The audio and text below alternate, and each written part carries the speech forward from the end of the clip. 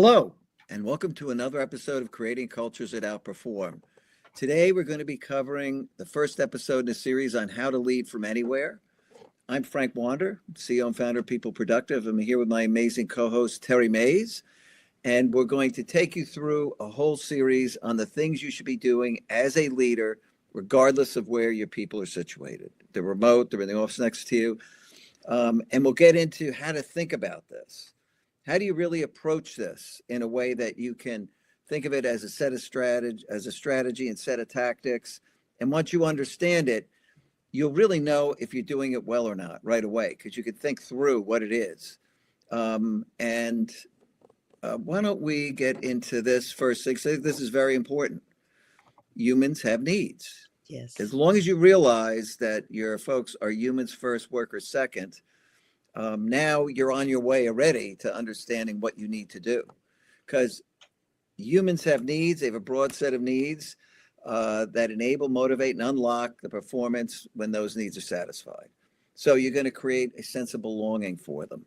You're going to create connection and relationships with all the people they need to be working with. And if you understand that they are humans first, workers second, it doesn't matter where they're sitting. The needs don't change. You know, if they're in the office or the remote, those needs have to be met or they're going to be disengaged. And Yeah. that's just how it goes. This is the baseline. You've got to address those needs right from the start. This can't be something that gets pushed to the back burner. Nope. People are human. You have to treat them as if they're human. Mm-hmm. You can't treat them like they're machines where you come in and you push the power button and you expect it to come on and function the way that that machine is supposed to function. Humans are not like that.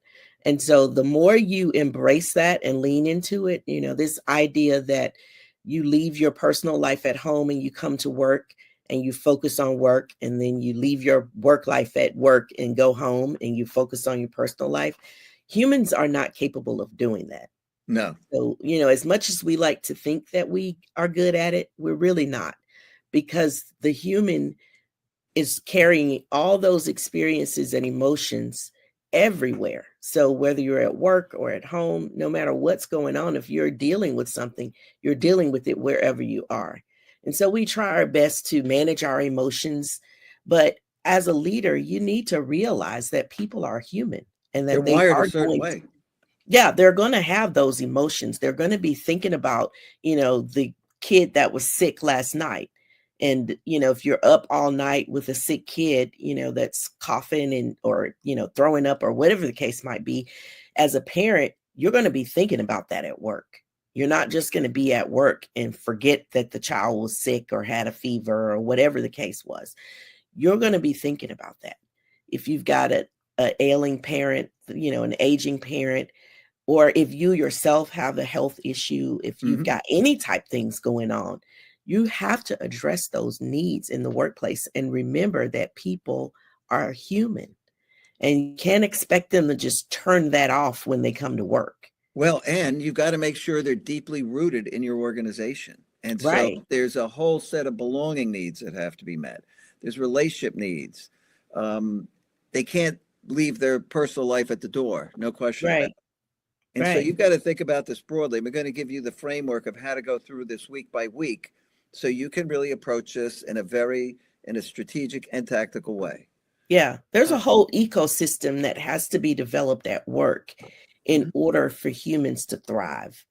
And Frank, I think we've used this example before of just mhm. soil, the analogy of soil. The workplace really is the soil, It and is. you have to make sure that that soil is rich with nutrients for people to thrive in.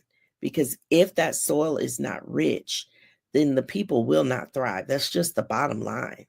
No, it's going to be an unhealthy work environment for them at the end of the day. Absolutely. And when you think about what needs do humans have, they break into two different areas. There's a set of emotional needs called the emotional experience. You want them to have one that's really engaging and motivates them and inspires them. And then there's enablement, which are all the things they need to be able to do their job. So they've got to actually have a great emotional experience. They've got to be fully enabled. And you've got to actually, as a leader, you've got to make sure both of these are being met, because it's very important. Yeah. In addition to the tools, you've Mhm. got to make sure that all of the emotional needs are met. And typically in organizations, we focus a lot on the tools, but not a lot on the emotional needs being met. And Yeah, that's it's just as unfortunate. important. Yeah. And when you don't focus on the emotions, then you have people operating at a very low level. Cultures go through maturity levels. Here's 5 levels. All the way on the left, you could see disengaged, uncollaborative, collaborative, innovative, thriving. These are the levels they go through. And, at the top level, the emotional needs have been fully met, the enabling needs have been fully met. They're thriving as individuals, regardless of where they're sitting. And when they're sitting at the first level here without a living wage, right? And on the right, by the way, this is Maslow's hierarchy, but applying that to work, there are far more needs than Maslow ever talked about.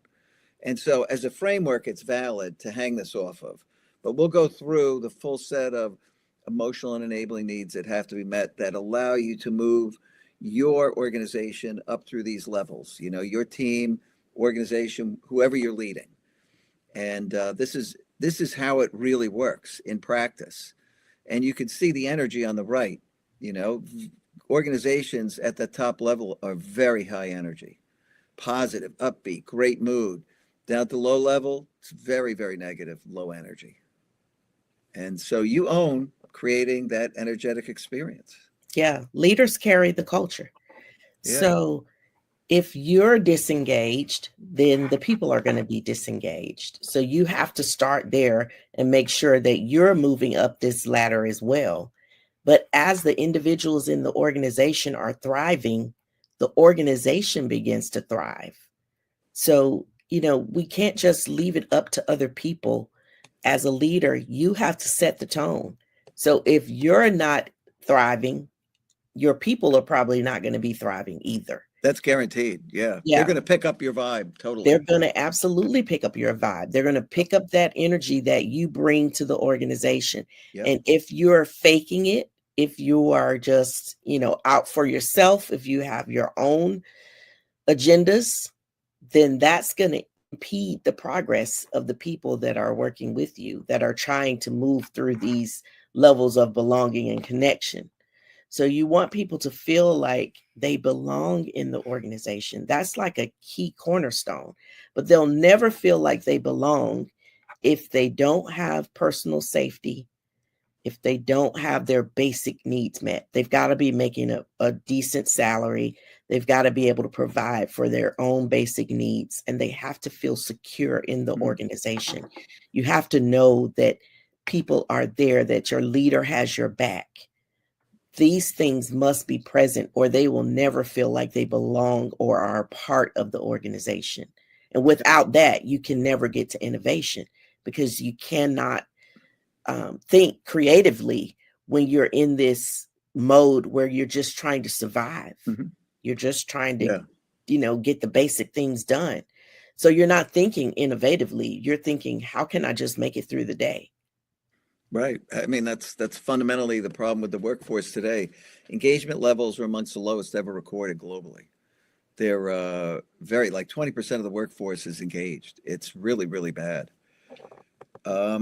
And so, when needs aren't met, when you think of living things, this is a tomato plant here. Every living thing has a set of needs that have to be met in order for that living thing to thrive. In the case of tomatoes, obviously, they need a certain amount of water, not too much, not too little. They need just the right amount of water. They need the right soil. Terry was talking about soil before, but you've got to have all the nutrients they need. And humans, unlike plants, have these emotional needs that are part of that soil that you have in the corporation. And so you could see what happens when unmet needs affect a plant or any living thing. And you can see what happens when needs are deeply met. And so, you're remote workers, you're leading from anywhere. What do you have? Do you have this going on or do you have this going on? Where are you?